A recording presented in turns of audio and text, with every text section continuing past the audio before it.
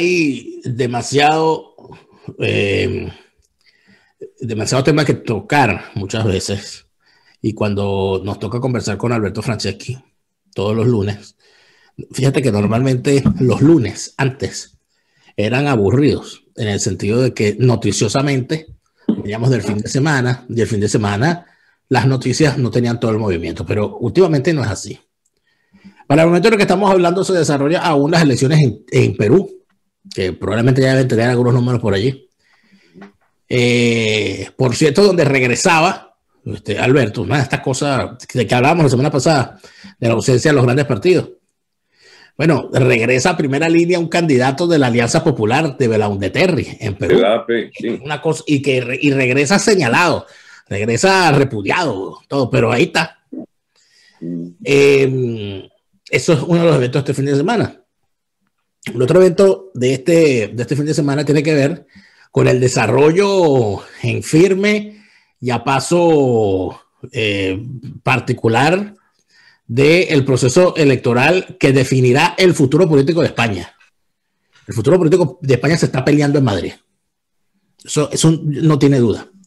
Lo que pasó en Cataluña es Cataluña, no. Madrid. En Madrid se está jugando el futuro, se están jugando su futuro, individualidades y particularidades especiales. Pero llegando a Venezuela, nos encontramos con dos cosas. Número uno, para el momento en el que estamos hablando, estamos grabando este programa, es 11 de abril. Podemos decir que se están cumpliendo 19 años de los hechos de abril, que fue quizás el único momento durante estos 22 años en que se logró sacar a Chávez de verdad de Miraflores, a cocorronazo o a motor propio, como lo quieran ver, pero el hecho es que lo sacaron y con todo lo demás que ocurrió. Tú estuviste por allí, por esos lares. Fuiste testigo de cerca y copartícipe de algunas cosas que algunas ya las has contado aquí mismo, otras que quizás no ha dado la oportunidad. Pero está ocurriendo otra cosa que tú de alguna manera has venido advirtiendo y yo quisiera que fuésemos por ahí.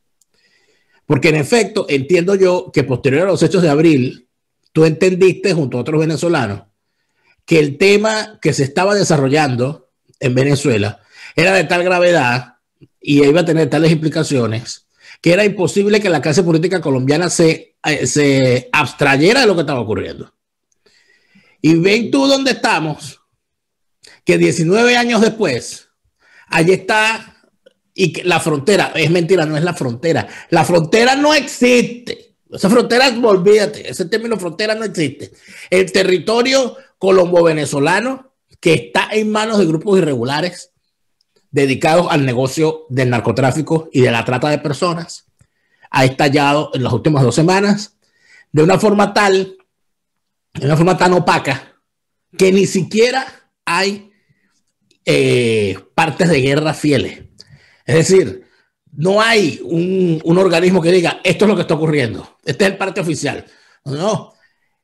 Padrino López ha permitido, mientras lee a Tucídides y habla de la tercera, cuarta, quinta guerra mundial, el señor ha permitido que sean las redes sociales las que informen, porque no hay comunicados oficiales de las Fuerzas Armadas.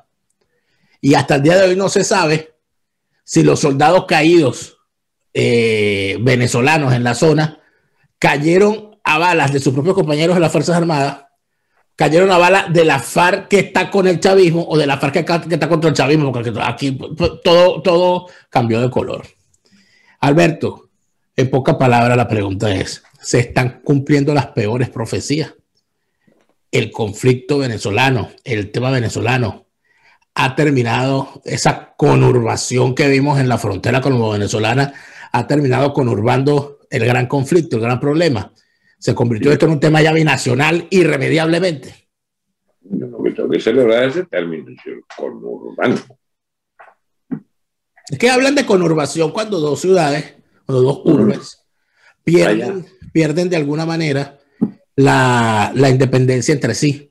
Por ejemplo, Guarena y Guatire. Por ejemplo, eso que hoy se llama la Gran Caracas. O sea, es imposible hablar de Baruta sin Chacao, de Chacao sin Libertador. Hay una conurbación evidente. En la frontera colombo-venezolana, está en buena parte conurbada. No hay manera allí, ¿no? Creo yo. No, pero eso lo asocia a urbano. Entonces, coño, como eso es selva o es llano o en territorios, digamos, desolados, etcétera, solo para que las bandas, pues, no, diriman sus pleitos allí. Y en una de las bandas es el ejército venezolano, pues, que se ha convertido en un enemigo, en una fuerza de ocupación interior contra los venezolanos que habitan allí. Y la imagen más salvaje que se ha conocido en décadas no se ha visto. Ojalá la hubiera fotografiado alguien en esta etapa de los móviles. Pero es que, según cuentan testigos humildes, o sea, no es gente interesada en fabricar versiones, de los que se van allí a Arauquita desde La Victoria, que es el pueblo nuestro de Venezuela, ellos se van y cuentan, una señora, la oí yo, no, es que ellos llegaron y desde los helicópteros disparaban contra la gente y entonces mataban a uno ahí y no nos quedó otro remedio que fugarnos, todos nos fuimos. Y hablan de 4.000 personas, yo no creo que hayan 4.000 personas, pero si son 2.000, o sea, la población de La Victoria se fue toda para Arauquita. Y allí está, y las rutas de eso las controla un tal Mordisco y un tal otro, Duarte. Yo te lo nombré la semana pasada, esos un nombre cómico, esos guerrilleros.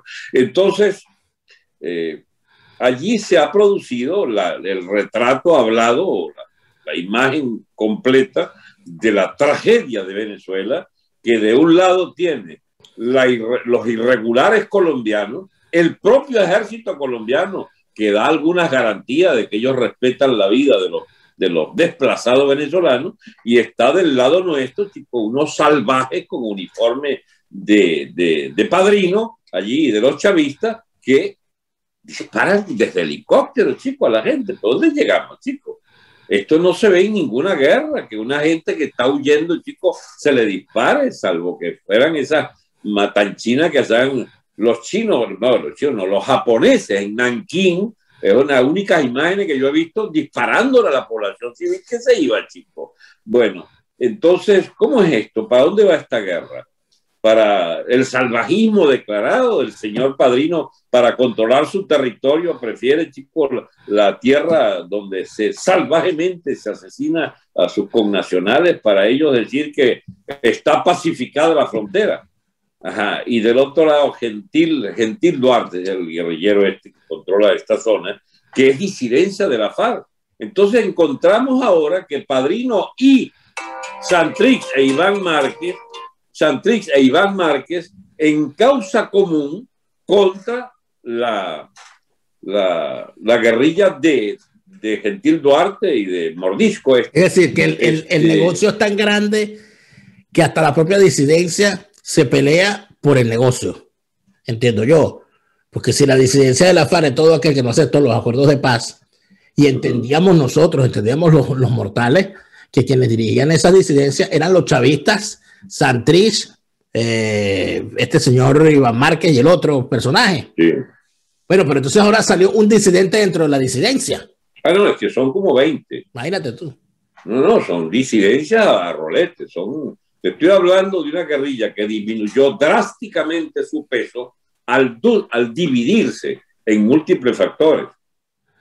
Estas son esas paradojas de la historia. La guerrilla por primera vez está muy mal, a pesar de su enormidad de número de combatientes, porque políticamente quedó desarticulada y ha tenido las negociaciones de paz del tal Santos, tuvieron la peculiaridad de haber sembrado la discordia interna, porque, bueno, les ofreció, qué sé yo, toda clase de privilegio a los disidentes, y ahí está Timochenko tratando de legalizar la guerrilla FARC como partido político de la clase política colombiana, admitir en Congreso, etcétera, etcétera. Y hay entonces las disidencias. Esta gente de Márquez y de Santrich están en Venezuela y tienen un estado.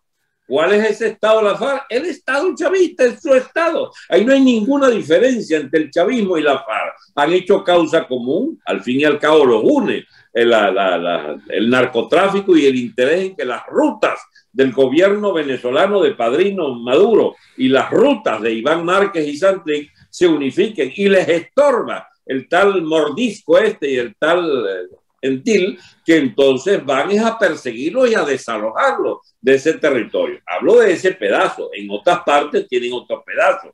El Santrix y el Marque controlan una cosa que llaman ellos la Nueva Marquetalia, recordando aquella Marquetalia de triste memoria de la época de las guerrillas liberales, allá en los años 50. Y que ha sido bautizada por el gobierno colombiano como la Narcotalia. Creo que nunca un nombre había sido también puesto. Así es.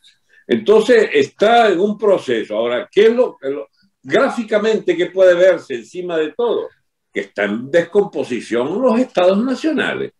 Nosotros ya no tenemos un territorio sobre el cual se asiente un estado con unas fuerzas armadas legales, legítimas, queridas por la población o respetadas por la población. No, es una fuerza armada odiada por la población que ahora huye despavorida de los asesinatos masivos de ese narcoejército venezolano controlado por padrinos asociados a Iván Márquez y Santrich. Porque bueno que lo diga, es bueno que se señale eso, Alberto, eso no podemos soltarlo. Es que no es, pero es una cosa básica, en la disputa por un territorio, quien está perdiendo es la población. Las tres facciones asesinan a la población de la zona. Así es. Y por eso que la población se va. Cuando una población sale y te dice que ellos les dispararon desde helicópteros. Dígame usted, ¿quién tiene los helicópteros? Los helicópteros son de la Fuerza Armada Venezolana, al mando de Vladimir Padrino. Y el gran planteamiento es además que no ha habido ni una sola acción de ninguna institución venezolana por proteger a esos venezolanos que se le han huyendo de allí. Ni de la fiscalía dirigida por un poeta experto en derechos humanos, ni por la Defensoría del Pueblo, ni por la gobernación de la región. O sea, nada. O sea, aquí la población le dispararon desde helicóptero y la población a su suerte a cruzar la frontera. Ahí es donde tú te das cuenta que la pelea no es por la defensa de la población, sino la pelea por el territorio y por las actividades que hay. Por la ruta del narcotráfico y del contrabando. ¿Sí?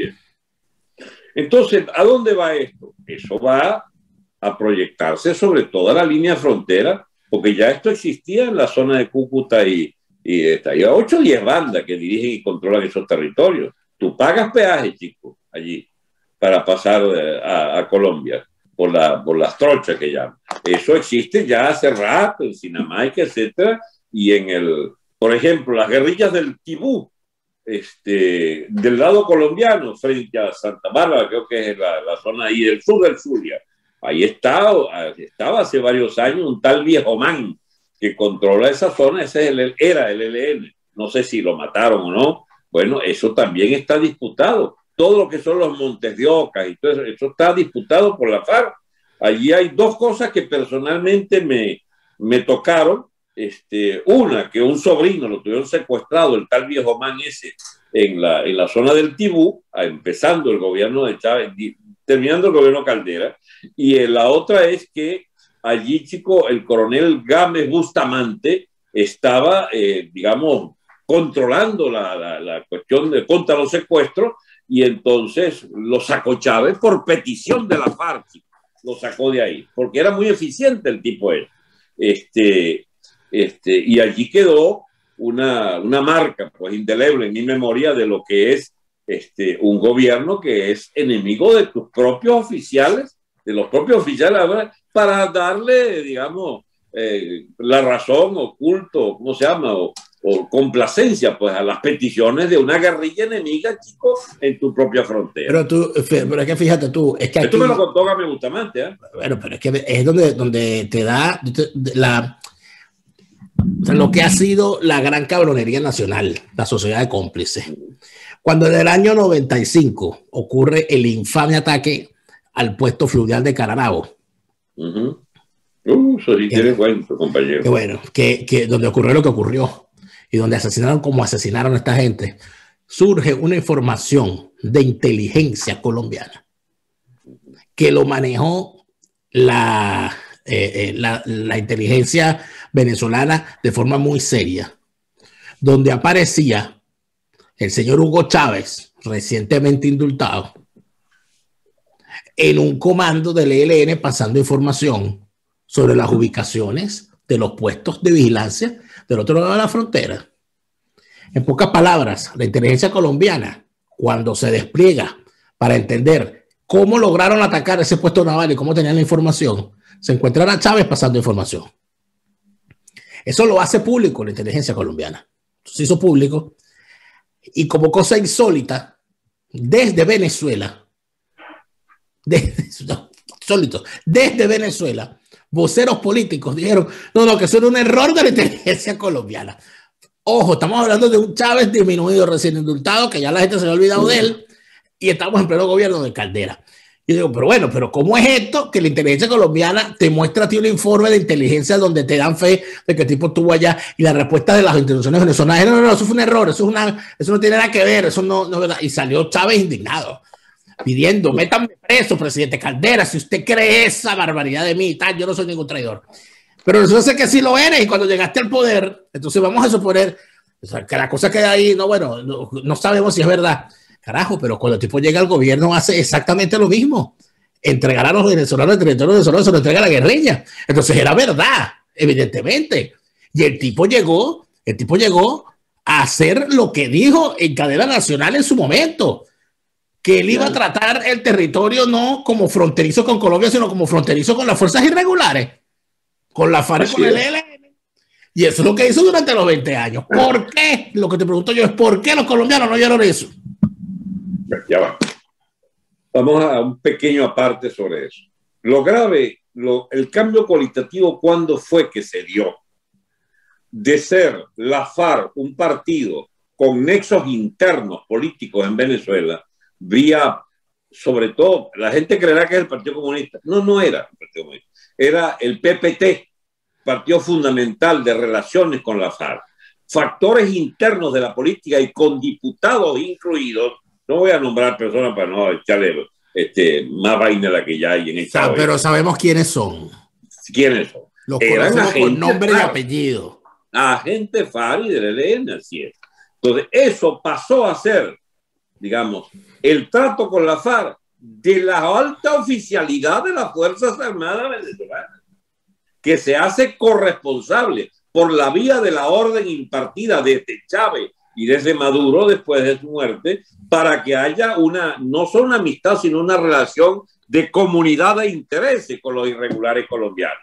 Quedó muy atrás aquella política lógica de los gobiernos llamados democráticos nuestros, ADE y COPEI, que tramaban era con el Estado colombiano el trato común, y se llegó a discutir hasta tesis como la persecución en caliente, etcétera, para que efectivamente considerada las subversiones en ambos países como enemigas de los estados. Bueno, eso cambió y se convirtió en que el Estado venezolano es aliado de la subversión colombiana. Los que están en deuda explicándole a sus connacionales este tema es las propias Fuerzas Armadas colombianas.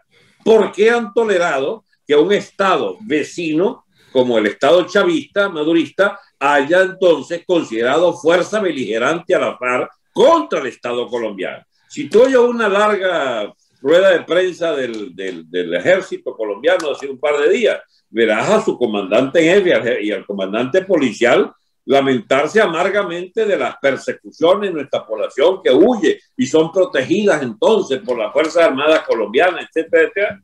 Pero no saca las conclusiones. Tú estás en guerra, chico, con el Estado venezolano delincuente. Pareciera que hay una especie de lineamiento macabro o de conjuro universal para negar que hay una guerra. Así es. Y a pesar de las señales, o sea, te muestran los muertos, chicos. Sale una señora y dice que ella se tuvo que ir corriendo mientras desde un helicóptero la ametrallaban. Y el alto mando del estamento militar y policial colombiano no habla de guerra, sino hablan de que lamentan que la situación no haya llegado a tal nivel. Entonces lo que uno se pregunta es, bueno, ¿a qué estamos jugando nosotros aquí? ¿A qué estamos jugando nosotros aquí? Yo no sé si es una deformación que yo tengo para ver las cosas siempre a partir de episodios personales, pero es que esto lo tenía yo claro en 1914, cuando van a elegir al señor Zuluaga que era... Momento. En 2014, porque en 1914 tú no habías nacido. Exacto, 2014. Yo iba a decir, Dios mío. Oscar Iván Zuluaga, sí, candidato del uribismo. sí. a la presidencia de Colombia. Le hicieron trampa y le robaron la elección. Se la robó Santos para un segundo mandato. Muy bien. Yo esperaba que ganara ese señor para presentármele como lo había hecho 10, 12 años antes, ante Uribe, para decirle, usted tiene que meterse en el lío colombiano, en el lío venezolano. Usted, señor Oscar Iván, tiene que admitir que el gobierno venezolano reconoce como fuerza beligerante a la FARC y que entonces lo mínimo que puede hacer el Estado colombiano es reconocernos a una facción de venezolanos una fuerza beligerante contra el gobierno y ayudarnos en el armamento incluso y en generar unas condiciones de, digamos, de presencia física armada incluso contra esta dictadura venezolana que está en guerra con ustedes. No pasó nada porque el hombre perdió y aceptó que habían perdido cuando en realidad le habían hecho trampa. Ok, ¿a dónde quiero ir? Bueno, Daniel, que eso sigue igualito, pero cada vez peor. ¿Tú sabes qué es lo que hay allí? Una especie de deriva lenta, histórica, de la clase política colombiana, sumida en la misma cobardía de la venezolana y de todas las burguesías de todas las élites políticas de América, que siempre consienten a los progres, a la guerrilla, a las narcoguerrillas, a los gobiernos intervencionistas. Pues chicos, si pusimos a Raúl Castro de jefe de la Comunidad Económica de América, chicos, ¿cómo se llama? Propuesta venezolana, y todo aquello bendecido por Obama. Esa calamitosa diplomacia chavista, bueno, también existe en Colombia. A Colombia le han quitado, chicos, le han amputado su poder judicial, la guerrilla que penetraron poco a poco, y es lo que produce esas cosas horrendas que ocurren en Colombia, de parálisis del Estado, de la clase política, porque la guerrilla, chicos, tiene bajo arresto, chicos, a los militares más eficientes contra la guerrilla. ¿Tú sabías eso? Los condenan, chicos, a pesadas cargas de prisión a los militares que fueron más exitosos en la lucha antiguerrillera. Porque es la cobardía, es la falta de una visión de Estado fuerte, la falta de una visión de que eso debe, digamos, eliminarse, esa capacidad de erosión que viene desde Venezuela y que está instalada en Colombia también, de donde se deriva que el futuro colombiano no es distinto al venezolano. Ellos van para el mismo desastre. Entonces, ¿no hay voces en Colombia? Sí las hay, felizmente. El problema es que no hay presencia todavía visible. A mí me entrevistaron estos días un tal Foro Atenas, que son gente, o sea, hablaron conmigo, pero es gente del Foro Atenas, que trata de explicarse el tema venezolano como teniendo influencia ya visible hacia la cuestión interna colombiana. Si hay alguna esperanza para Venezuela como república que pueda renacer alguna vez, es de que los colombianos entiendan que su propia república se va al garete, se va al demonio, si no nos ayudan a recuperar el Estado venezolano.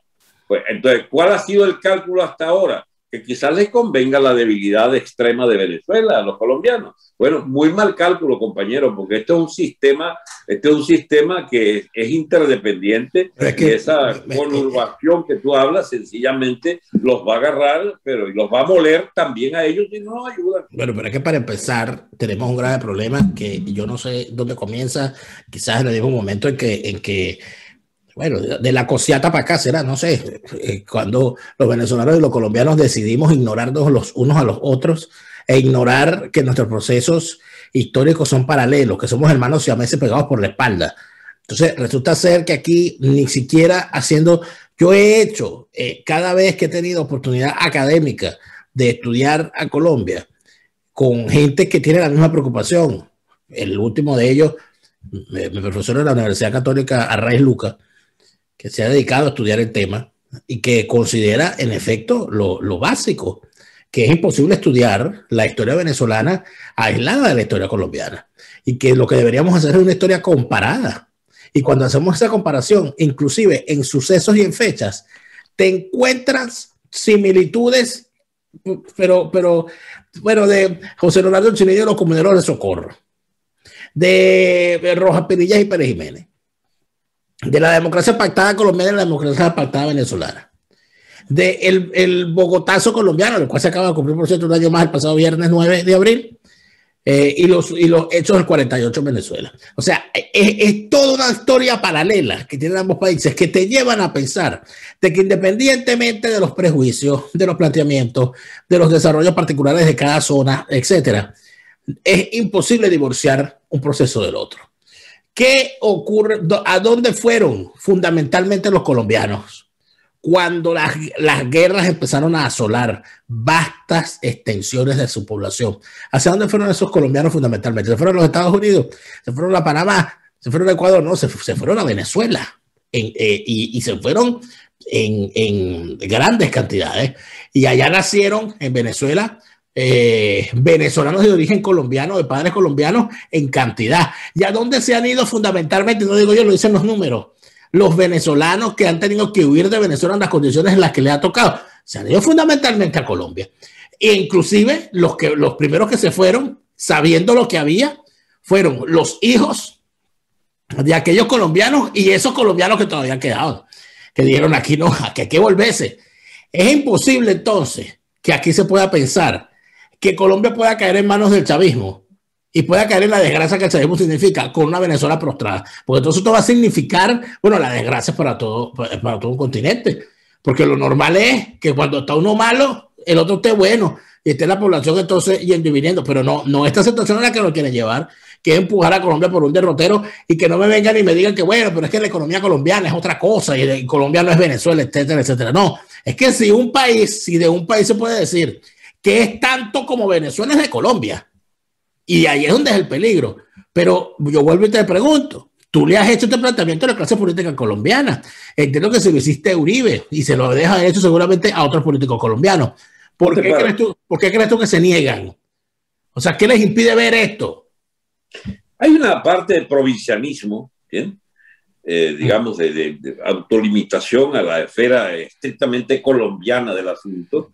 O sea, eso es una tara histórica de muchas de las clases políticas, que creyéndose ombligo del mundo, se detienen a ponderar sus virtudes, el legalismo, el culto al mito democrático interno de Colombia, etcétera, sin darse cuenta que todos estamos fritos de continuar esta oleada y efectivamente, ¿cómo se llama? Olvidando el dato fundamental de nuestro origen histórico común, que es a ver, Colombia existe, chicos, por decisión conjunta de los patriotas colombianos y venezolanos que eran uno solo, éramos los neogranadinos del virreinato de Nueva Granada, chicos, que entonces se alzan juntos y ganan juntos. Boyacá y Carabobo son los dos hitos fundamentales de aquella guerra de independencia. Bueno, yo creo que estamos pagando todavía, chicos, el haberle dado la espalda estúpidamente a que éramos una enorme nación, digamos, de habla hispana, que iba de la frontera con Canadá hasta Cabo de Hornos, chicos, con una sola moneda, una sola economía, una relativa prosperidad que era la más importante del mundo para la época, un idioma y una religión común, y eso fue despedazado por obra y gracia, chicos, de los patriotas de entonces que resolvieron que divididos y, ¿cómo se llama?, y fracturados en pequeñas comarcas para, digamos, rendirle culto a las arcas de cada terrateniente local. Bueno, fueron esguazando aquellas naciones y que terminaron, chicos, hundidas y siendo masa de maniobra fácil para el imperialismo inglés, que era el interesado en la destrucción de España y la destrucción de las llamadas colonias, que no eran colonias en el sentido inglés del término, pues nosotros éramos una zona del mundo con una economía común, no había el trato de saqueo que acostumbraban los ingleses a su colonia, sino que éramos unas sociedades que replicaban las instituciones del reino católico de España. Es en ese sentido que, bueno, 2 siglos después, seguimos dando, chicos, tumbos y mordiéndonos la cola en este hilo de buscar permanentemente un nuevo eje de nuestra existencia y no lo vamos a encontrar. Porque o estamos bajo dominio de un nuevo imperio, que fue lo que le ocurrió a Venezuela y Colombia en el siglo XX, que bueno, encontraron en los Estados Unidos el eje de su relativa estabilidad, Argentina que corre peor suerte, porque nunca se zafó verdaderamente de la influencia perniciosa de Inglaterra, al punto que le cogió las Malvinas en 2 oportunidades, le ha hecho guerra y las ha ganado Inglaterra con la complicidad incluso de los norteamericanos, y vemos una Argentina, chico, debatiéndose, como dijera el gran Javier Milei, chico, que está diciendo verdades muy amargas para los argentinos, pero que es la única verdad visible, que Argentina, si no cambia de rumbo en los próximos 30 o 40 años, será la mayor barriada del mundo, habiendo sido, chico, un país que pugnaba por ser de los primeros del planeta y tener una población muy culta y numerosamente educada y próspera, y un país que teniendo capacidad para alimentar 600, 700 millones de personas, con su población de 35, 40 millones, chicos, está pasando hambre 1/3 o más de su población, que ya está en la indigencia, por las mismas políticas criminales de los gobiernitos estos, chicos, que hacen caso a las recetas del FMI, a las recetas neoliberales, a todas esas vainas que han venido copiándose, mal copiadas, habiendo abandonado la soberanía fundamental, a la que, por ejemplo, hasta si nos cueste admitirlo, el Perón llevaba a Argentina y lo abandonaron toda tesis que tuviera que ver con esas soberanías que imprimió Perón a la gestión. Yo soy peronista, pero igual que no soy perejimenista, pero hay señas en nuestra historia de gente que intentó de verdad, chico, y logró que nuestras naciones fueran otra cosa, chico, que este moridero de ilusiones y descuartizamientos internos a infinito. Ahora, bueno, eso nos lleva pero fíjate que es importante hacer el llamado histórico a que las democracias latinoamericanas quisieron construir y quisieron ir más allá de las consignas para pasar a la obra física. Y eso lo demostró la democracia venezolana. Pero también, y es allí donde entonces uno hace aún más el llamado, que así como hubo una democracia venezolana que fue la envidia de Latinoamérica, en el mismo periodo tenían los colombianos un sistema democrático también pactado, también con los bemoles particulares de su sociedad, pero había un sistema en perfeccionamiento democrático, porque democrático plenamente no ha habido nada en el mundo al parecer. Pero entonces, inclusive esa pequeña historia, esos pequeños datos se terminan diluyendo. Es que hasta cuando tú ves el intento de retorno al poder de Rojas Pinilla con el intento de retorno a la vida política de Pérez Jiménez fue en el mismo año. O sea, es una cosa que es como si fuese el mismo guionista y fuesen 2 novelas transmitidas en 2 canales distintos. Pero no hay una conciencia por parte ni de las clases políticas ni de parte de las sociedades. Yo lamento que además, donde debería estar esta discusión, que es en las academias, tampoco está. Porque es allí donde se debería. A mí me ha contado gente, venezolanos, que hacen vida en la academia colombiana, que hoy en día hay muchísimos, que hay centros de investigación de asuntos estratégicos, de política exterior estratégica o de asuntos militares en muchas universidades, donde se niegan, cuando hay discusión de determinados temas, a dejar participar a venezolanos. Eso, sí. ¿Por qué? Porque bueno, no, porque es que se van a hablar temas que son muy importantes para la seguridad colombiana y tal. Entonces uno se pregunta y uno dice, ajá, y ustedes no se están dando cuenta, del berenjenal en el que estamos metidos. Entonces, hay una falta de conciencia sobre el problema. Cuando además de eso hay una grave ignorancia, Alberto, de las clases. Tenemos, y es una cosa bien triste, pero tenemos unas clases políticas en Latinoamérica bastante brutas. Gente que no tiene conciencia de la globalidad. Dani, más bien es un proceso de embrutecimiento progresivo, porque no siempre fue así. Hubo gente muy lúcida en el pasado. Lo hubo, pero no en este momento. No en este momento, cuando tú ves que nadie osa darse cuenta de que lo que está ocurriendo en Honduras no tiene nada que ver con lo político. O sea, ¿qué tiene que ver Padrino, por ejemplo, con Ítalo del Valle Aliegro? ¿Qué tiene que ver? Padrino, con Ítalo del Valle Aliegro. Mira, 2 militares de 2 épocas distintas. Pero formados en la misma academia. Sí, pero la academia que formó a Padrino como que dejó de explicar cosas que sí sabía Ítalo del Valle. Claro, porque Italo del Valle fue formado en plena Guerra Fría. Padrino López es posguerra fría. Y es un agente jalabola de los cubanos. De paso, además, pero entonces tienes lo otro que es importante. Está ocurriendo lo que está ocurriendo en el territorio conurbado colombo-venezolano. Y al mismo tiempo está ocurriendo lo que está ocurriendo en Honduras, donde ha quedado condenado por narcotráfico. Nada más y nada menos que el hermano del presidente ha sido condenado por narcotráfico en los Estados Unidos. ¿Y a dónde van las aeronaves que salen de las pistas del territorio en disputa en Venezuela? A Honduras. Ya hace 3 días descubrimos. El dinero, ¿dónde se mueve? ¿Dónde se lava? Ese dinero que se produce allí, en esa actividad legítima, ¿dónde se lava? En Panamá. ¿De dónde salen los gatillos que se encargan de llevar los grandes contingentes de droga que llegan a Honduras hasta la frontera mexicana y hasta más allá? De las bandas armadas salvadoreñas, donde se encuentra, por cierto, este mequetrefequito nuevo, nuevo tirano, que uno no sabe si es influencer o es tiranuelo, que es Nayib Bukele, que es tan malo y tan peligroso que tiene a su alrededor unos asesores miembros de Voluntad Popular. Ya eso debería levantar las alarmas suficientes como para que nosotros estemos al tanto de lo que puede venir allí. Entonces, nadie estudia lo que está ocurriendo en Centroamérica como una consecuencia de la fallida guerra contra las drogas de los Estados Unidos. Y nadie estudia lo que está ocurriendo en Colombia y en Venezuela como el gran fracaso del Plan Colombia, que se le advirtió a los Estados Unidos cuando lanzan el Plan Colombia. Dicen, no hay Plan Colombia sin Venezuela. Es imposible. Ya que están los resultados. Ahora todos se hacen los pendejos. ¿Qué habrá pasado? ¿Dónde habrá estado el error? Pero si se vio desde el principio, que uno no lo ha querido ver, es otra cosa. Ahora la pregunta mía es, ¿por qué no se vio? ¿Y por qué no se vio? Pero Dani, porque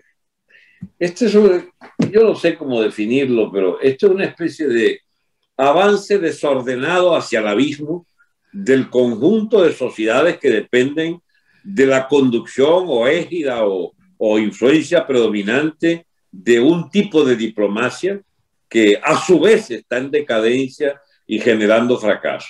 Esa es la diplomacia americana, en última instancia. En la dialéctica de imperios, en los antagonismos que hay, ya no pueden echarle culpa a la Unión Soviética, que no existe. El comunismo ruso no existe, es marginal, y ahora existe la nación rusa, ¿cómo se llama? Patriota, etc. La gente va a creer que uno enloqueció, pero a mí no me la nación rusa patriota, ortodoxa, y todo lo demás. Que va para el zarismo, para la reconstrucción del zarismo. Ok. Eso, que es Putin, no tiene nada que ver con lo que quedó atrás al reventarse la Unión Soviética. Esas son grandes amigos ahorita de tu país de asilo, allí de Alemania. Y Alemania saca las uñas porque a mí no me van a imponer que yo compre, digamos, a zonas inflamables como el Medio Oriente o a precio exorbitante una fuente de energía que puedo obtenerla por un gasducto directo, por el mar Báltico allí que le está brindando a Putin. Y que ¿cuándo conectan por primera vez? Lo que pasa es que el problema está en que el dilema de Europa y a países como Alemania es tan patético que tienen que escoger de quién van a depender. O sea, no hay manera, van a ser dependientes, pero ellos tienen que escoger de quién es menos malo depender. Y han decidido no depender del combustible fósil del Medio Oriente porque eso los obligaría entonces a entrar en ese conflicto. Claro. Lo que han decidido es sobre un momento. Aquí Rusia no representa, eso es un tigre dormido. Eso, olvídate de eso. Esos tipos que van a hacer con ese gas ahí lo tienen que vender. ¿A quién se lo van a vender? Nos van a vender a nosotros. ¿Y quién se los va a pagar? Nosotros. Entonces vamos a comprárselo y se acabó. ¿Qué va a hacer Rusia después de eso? O sea, va a invadir Europa por el gasoducto. ¿Y tú me puedes explicar por qué Estados Unidos, por qué Cipote está contra ese gasoducto? Porque los Estados Unidos, al tener a una Europa independiente del combustible fósil producido en el Medio Oriente. No te creas tú que el combustible fósil que se hace en el Medio Oriente es comercializado por otras empresas que no son las empresas americanas. Sí. Evidentemente, entonces otro tipo dice, me vas a dejar comprarme y le vas a comprar al ruso. Dice, a lo que yo le compro al que me venda mejor. En eso, entonces, ¿quién está? Pero ¿cómo? Mira, ¿quién está con el discurso en contra de Europa en este momento? Porque aquí lo que da es ganas de reírse. Aquí caricaturizaban a Donald Trump de una forma terrible. Aquí la prensa europea en general tenía a Donald Trump como una gran caricatura, pero ahorita tienen a Biden presionando a Europa para que no firme el acuerdo con Rusia por el tema del gas. Entonces, a ver quién es el bueno y quién es el malo en toda esta historia, ¿no? Entonces, lo que te iba a comentar es que ese es uno, entre otros 1000 ejemplos, de esa especie de desorden general que generan la dialéctica, los antagonismos de imperios. El imperio americano dicta la pauta, pero es una pauta en desorden, porque a su vez ellos internamente no saben por dónde van. ¿Cómo? Usted está diciendo que no saben por dónde van. Un país que de las volteretas que ha dado entre Trump y Biden, hay un mar de fondo allí. Además, una clase política que está carcomida por corruptelas impresionantes. Entonces, aquel modelo, el mito americano, mire, empiecen a acostumbrarse a la idea de que eso está colapsando. Entonces, ¿y qué viene? No sé. Lo cierto es que gente como Putin, precavidos, están tratando de armar sus relaciones contigo allí, con Alemania y con Europa, sin meterse, pues no hay interés militar como en el pasado. No es cierto que el interés sea devolver a una Alemania oriental la tutela rusa ni nada por el estilo. No, es una relación absolutamente transparente de intereses comerciales y que Alemania la entendió de tal manera que el jefe del Gazprom ruso ese es el alemán Schroeder, que era el antiguo jefe de la pero es que además de eso tiene la otra situación, que hasta qué punto, mira, si tú revisas, Alberto, esto es algo que lo constaté yo en persona, nadie me lo contó, lo viví. Los centros de acogida de refugiados en Alemania están llenos de víctimas de Putin, incluyendo a los venezolanos, si nos ponemos a sacar cuenta. Claro. Incluyendo a los venezolanos. Estamos hablando, Alberto, de los chechenos, estamos hablando de los georgianos, estamos hablando de armenios y azerbaiyanos, estamos hablando de ucranianos, por supuesto, estamos hablando de rusos pertenecientes a minorías, porque los chechenos son rusos, o sea, son chechenos de raza, pero son rusos de nacionalidad. Gente que viene en el peor estado y que tú los ves, o sea, tener o interactuar con un checheno es una cosa dificilísima, porque los chechenos son quizás los musulmanes más radicales del espectro. Más incluso que un iraquí, más que un iraní, más que... Eso hicieron guerra, chicos. Esa gente, pero es que aparte de eso, vienen huyendo de unas situaciones de vida terribles, donde los hombres en edad militar son prácticamente cazados en el monte por estas fuerzas paramilitares creadas para combatir el terrorismo checheno. Pero dentro de todo eso, o sea, tú ves que es una gente que perdió las ganas o sea, que es una gente que esa gente no tiene ganas de nada, chico. Es una gente que viene de vivir en las peores condiciones y que prácticamente se acostumbró a eso y que salió por inercia. Todo eso es lo que expulsa a Rusia. Cada vez que Rusia decide hacer un movimiento de esos estratégicos, sea en Ucrania, sea en Crimea, sea en Chechenia, donde sea, eso significa de forma automática 100.000 refugiados. ¿Y para dónde van esos refugiados? Para Europa. Se vienen para Europa.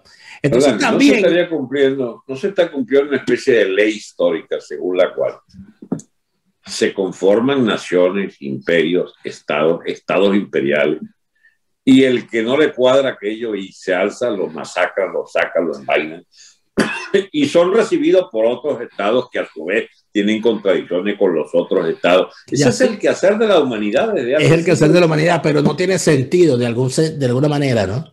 De alguna manera, que Europa diga, lo mejor que puede pasar para que esto deje de ocurrir es que mejoren las condiciones de vida en esos países de los cuales están saliendo tantos refugiados. Es una cosa básica. El capitalismo, ¿eh? Eso es una cosa básica, pero lamentablemente no ocurre. ¿A dónde entonces termina todo esto? Bueno, a la gran estrategia. Que la economía rusa crezca tanto que no le quede más remedio al sistema político que ceder. Y cuando se habla de ceder, se habla inclusive, bueno, de que ya Putin no estará allí. Pero después de Putin, ¿quién? Si Putin no es otra cosa que una creación de la Unión Soviética. ¿Cuál es el engendro que viene después de Putin? Esa es la gran pregunta aquí. Pero allí sí hay estrategia, Alberto. Ahí sí hay gente pensando. Ahí sí hay centros de estudio. Ahí sí hay análisis. En América Latina no. Aquí tú inclusive en los centros de estudio europeos tú vas a buscarte las cátedras de estudio de América Latina y te estudian Brasil, México y Argentina. Dani, déjame decirte algo súper simple. Nuestra suerte depende de que España asuma una centralidad de esa mancomunidad hispanista de naciones. ¿Cómo estaremos de mal que dependemos de España, que tiene a su vez una especie de suicidio histórico planteado ahí enfrente de sus narices como una eventualidad? Una vaina que tuvo a Iglesia, chico, una nación que tuvo al loco Iglesia con sus coletas allí, ¿entiendes? Y que anda buscando por todas las medias, por todos los medios, fracturarse como nación y alimentar unas republiquetas de pacotilla, prohibiendo la lengua al otro, etcétera, como en el caso digamos, de la abolición del español, a pesar de que es la lengua mayoritaria y vehicular. Fabrican lenguas para tratar de montar chiringuitos que le den plata a, digamos, ensayos de nacionalismo de pacotilla allí en cada zona de España. España va a hacer su fractura si no hay una recentralización del reino español, ¿eh?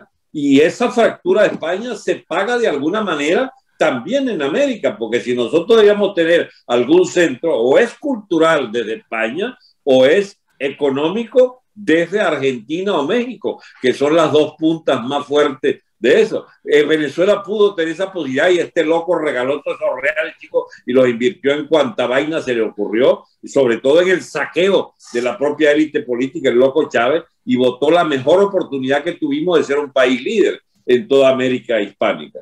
Bueno, ¿a dónde vamos? A dónde va un proceso absolutamente irreconocible de azar, del juego de presiones, donde cada quien trata, el chico, de agarrarse lo más que pueda de su propio territorio y contra las pobres poblaciones a las que esclavizan para sacar beneficios. Entonces, yo no sé, chicos, yo no soy muy optimista, que digamos, porque al fin y al cabo como que nos tocó lo peor del género humano, diría uno, pero como que hay zonas peores todavía. Pareciera. Entonces estamos muy mal.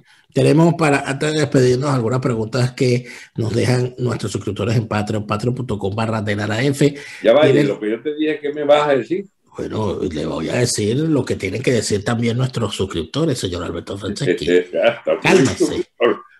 Y nos dice el señor William Alvarado: yo lo veo muy sencillo, haciendo simples preguntas. ¿El gobierno colombiano y sus fuerzas armadas están en contra de las guerrillas ELN, FARC y el narcotráfico? 2. ¿El gobierno venezolano y parte de sus fuerzas armadas acompañan y son parte de las guerrillas ELN, FARC y narcotráfico? 3. Si las respuestas 1 y 2 son sí, entonces ¿por qué el gobierno colombiano y sus fuerzas armadas no le declaran la guerra de verdad al gobierno venezolano y parte de sus fuerzas armadas? Por cobardía. Los Estados Unidos, dice Daniel, los Estados Unidos quiere que hagan negocios con los rusos. No quiere que hagan negocios con los rusos, pero sí con los chinos. Bueno, ese es Biden. Ese es el señor Biden, el super, ¿cómo se llama? El super promotor de la democracia en el mundo. Ahí lo tiene. Mira, ¿quién nos manda a meter en estos líos que superan nuestras intuiciones? Dani, de verdad, o los venezolanos nos ponemos de acuerdo, y ponerse de acuerdo es insurgir, no es llegar a acuerdos para repartirse no sé qué es lo que hay que repartir. Un país exangüe, liquidado, un país enfermo masivamente, un país reventado, un país sin moneda, un país saqueado, un país con una élite asquerosa que resolvió hacerse millonario a expensas de la miseria colectiva.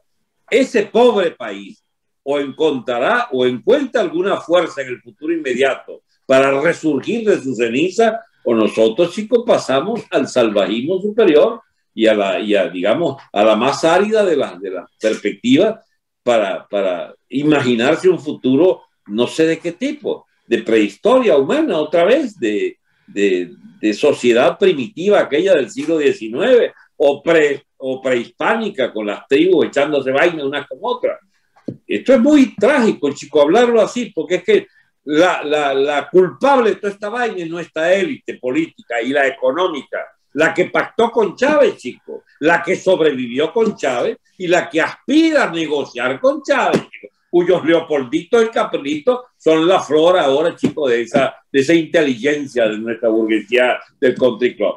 Pregunta Joaquín Lombardi, ¿sería posible que se estuviese formando poco a poco la URSS, Unión de Repúblicas Socialistas Sudamericanas, con inclusive la anuencia de USA para seguir siendo el bueno? La inacción efectiva de USA me hace pensar eso. El socialismo murió. Fue un ensayo siniestro de un sector de la humanidad que sencillamente dio sus frutos.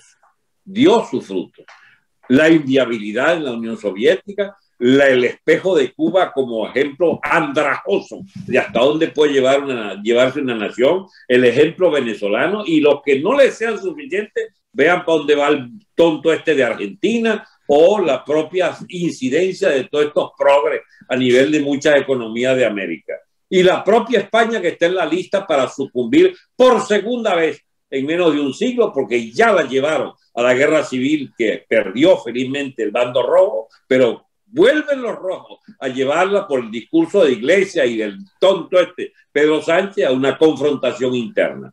En definitiva, chicos, son las mismas caras de las mismas ideologías que fracasaron y vuelven a fracasar, y sin embargo hay suicidas adeptos a esa vaina. No hay manera de que haya almuerzo gratis. Se ha dicho tantas veces que la gente a veces le pierde el significado de las palabras. No es posible tú repartir lo que no has producido. No es posible que una economía sea próspera si distribuyes a tabula rasa, trabajes o no trabajes, tengas o no tengas iniciativa. Eso tiene que terminarse, chicos, poniendo sobre sus propios pies la economía. El que no trabaja no come, y si no trabaja es responsabilidad del Estado generar fuentes de trabajo, salvo los inválidos, los disminuidos mentales, qué sé yo, bueno, serán asistidos por el Estado. Pero en definitiva esta manguangua general, esta sociedad de estafadores en la que convirtió la economía cubana a su propia población, de que el que tuvo alguna iniciativa para vivir de otra manera se fue, chico, para Miami. Igual que los 6 millones de venezolanos que nos fuimos al extranjero. Pero en Venezuela el destino es peor que Cuba, porque caemos de más alto y vamos a expresiones de barbarie, chicos, al punto que, bueno, los grandes salvadores locales ahorita son el Coqui, chicos, y Yulesi, el otro, el Tren de Aragua, ¿entiendes? Los planes allá ¿cómo se llama? De Puente Ayala y los planes que controlan las minas del sur. Para el momento en que hablamos, la gran noticia era que el Coqui tiene un dron para vigilar sus zonas. Es el gran hermano, el Coqui ahora. Pero, y mientras tanto, Vladimir Padrino está leyendo a Tucídides a ver cuándo es que comienza la Tercera Guerra Mundial. No te quiero yo ni contar. Nunca vez que me nombra ese bol sacar una calentera, porque hay que tener riñones para haber hecho lo que hizo Padrino con la Fuerza Armada de Venezuela. Porque él es el que las remata. Esa es una Fuerza Armada que viene en decadencia, en putrefacción. Y viene un hijo de la gran peste y las remata, que es este Padrino y su clan de narcotraficantes. Con todo el poder, porque Padrino tenía todo el poder para hacer con la Fuerza Armada lo que le ha dado la gana. ¿Qué esperanza hay para Venezuela? Si cuelgan por el pescuezo a Padrino, por supuesto tenemos chance de sobrevivir. Porque la Fuerza Armada solo puede ser reconstruida con un fraccionamiento y una expulsión del sector chavista castrista. ¿Y eso es posible? Bueno, me han dicho que ya no es posible.